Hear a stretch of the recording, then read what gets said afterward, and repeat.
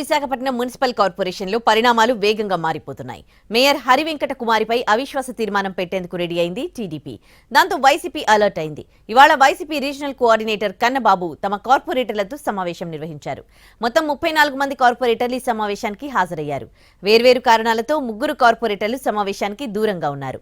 అవిశ్వాస తీర్మానాన్ని ఓడించడానికి అవసరమైన సంఖ్యాబలం తమకుందని వైసీపీ చెబుతోంది.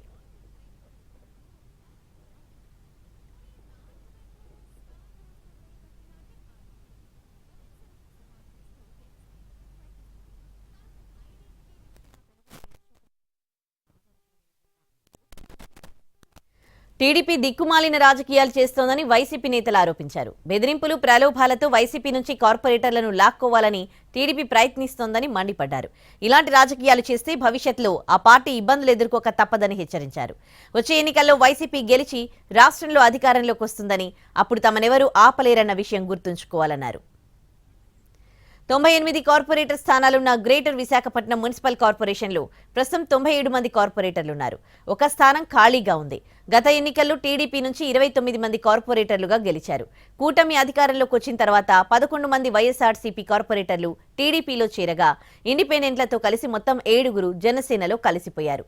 బీజేపీ సభ్యులతో కలిసి కూటమి బలం 52కు చేరింది.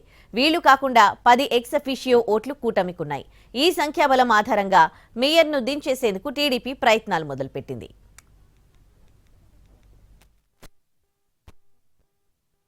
నాయకుల్ని మా పార్టీ కార్పొరేటర్లని బెదిరించాలి, భయపెట్టాలని చెప్పి చూస్తే ఇదేదో నేటితో ముగిసిపోయేటువంటి రాజకీయం కాదు.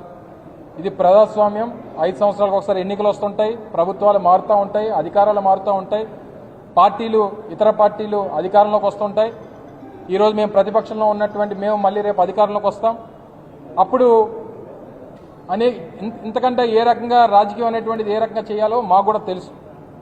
ఎక్కడి నుంచో వచ్చినటువంటి వారు కూడా ఇక్కడికి వచ్చి బెదిరించి భయపెట్టి ఏదో చేసేయాలనుకుంటే ఈ సంవత్సరంకో 6 నెలలకో మీరేదో ఆనందంగా మేము అధికారం చేజిక్కించుకున్నాం అనేటువంటి ప్రయత్నం మీరు చేస్తే చేయొచ్చేమో, కానీ భవిష్యత్తులో అసలైనటువంటి రాజకీయం ఏ రకంగా ఉంటుందో అనేటువంటిది రానటువంటి కాలంలో వైఎస్ఆర్ కాంగ్రెస్ పార్టీ చూపిస్తుంది అనేటువంటి విషయాన్ని కూడా ఈ సందర్భంగా హెచ్చరిస్తూ, తప్పకుండా ఇప్పటికన్నా రానటువంటి కాలంలో ఈ రకమైనటువంటి చీప్ పాలిటిక్స్ని తెలుగుదేశం పార్టీ, కూటమి పార్టీలు మానుకుంటే మంచిది.